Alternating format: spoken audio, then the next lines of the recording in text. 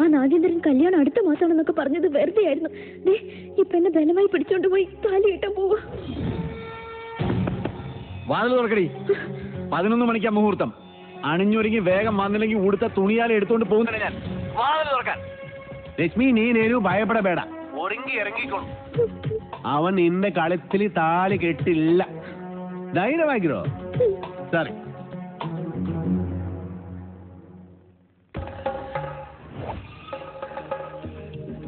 ഏടാ ദശമുല കണ്ടു കാണുമെന്തോ ഇവനെ.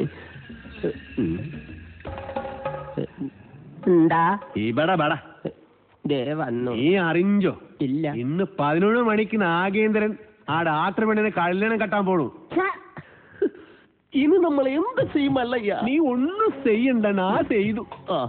നാഗേന്ദ്രന്റെ എല്ലാ കാറിലും ഞാൻ ബോംബ് വെച്ചു. 10:30 മണിക്ക് പോട്ടു. നന്നായി. നിൻಗೆ ನನ್ ಬಗ್ಗೆ ಗೊತ್ತಿಲ್ಲ ನನ್ ಹಂದಿ ಮಗನೇ. ബോംബ് വച്ചത് മാത്രമല്ല, കന്നഡയിൽ എന്തോ ഗൊത്താരാണ് പ്ലാൻ. ഇവനെ ഞാൻ ചെല്ലുന്നതിന് മുമ്പെങ്ങാനും ബോംബ് പൊട്ടിയ മുതലാളിയുടെ ഇറച്ചി കഷ്ണം കാക്ക കൊത്തിക്കൊണ്ട് പോവേ ഉള്ളു. മാറുകാളെ അക്കന്മാരെ ദഹിപ്പിക്കാനുള്ള വെറുതും കൊണ്ടുപോകണം. മാറിപ്പോടാ. നിർത്തിക്കോ. ബോംബ് നിർത്ത്. Bomb bomb bomb bomb bomb. മുതലാളി ഇറങ്ങി വന്നേ. എല്ലാ കാറിലും മല്ലയ്യ ബോംബ് വെച്ചേക്കാ. അതേന്ന് കൃത്യം 10:30 തന്നെ ബോംബ് പൊട്ടും. ജീവൻ വേണമെങ്കിൽ എല്ലാരും ചാടിക്കോ. നോക്കി നിൽക്കാൻ മുതലാളി ഇങ്ങോട്ട് വന്നേ. ഞാനല്ലേ പറയുന്നത്, ചാടിക്കോ.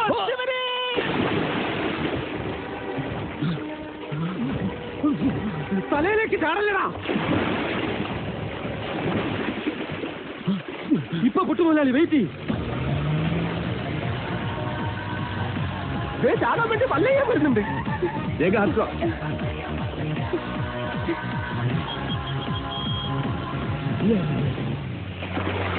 പത്ര കഴിഞ്ഞ് ഇനി നമുക്ക് വെള്ളത്തിൽ നിന്ന് കയറാം.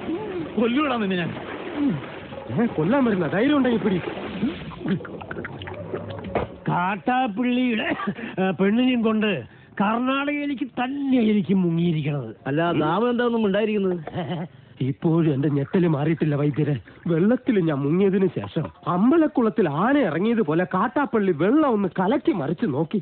അപ്പോഴെങ്ങാനും എന്നെ അദ്ദേഹത്തിന്റെ കൈ കിട്ടിയിരുന്നെങ്കിൽ എന്റെ ശിവനെ, എന്നെ എവിടെ വെച്ച് കണ്ടാലും വെട്ടിക്കൊല്ലാനോ അയാൾ ഓർഡർ ഇട്ടേക്കുന്നത്. അങ്ങനെ പേടിച്ചു പോകുന്നവനൊന്നും അല്ല ഞാൻ. എന്നാലും വെറുതെ ചോദിക്കാം, ഈ കോയമ്പത്തൂർക്കുള്ള ബസ് പോയാലോ? ശിവനെ. മിസ്റ്റർ ദശമൂലം, നിങ്ങൾ എന്തിനാണ് പേടിക്കുന്നത്? ധൈര്യമായിട്ടിരിക്കണം. ഞാൻ ചത്തോയ എന്റെ പിള്ളേർക്ക് നീ ചെലവിനോട് കൂടാ. അതെ, വെറുതെ ധൈര്യം നിന്ന് ആളെ കൊല്ലാൻ നോക്കാം. നീ എന്തിനാ അയാളോട് ദേഷ്യപ്പെടുന്നേ? ഞാൻ ആരോടെങ്കിലും കുറച്ച് ഗുണ്ടായുസം കാണിച്ച് ഒന്ന് റിലാക്സ് ചെയ്തോട്ടെ പറഞ്ഞുള്ളേ. എന്തൊക്കെ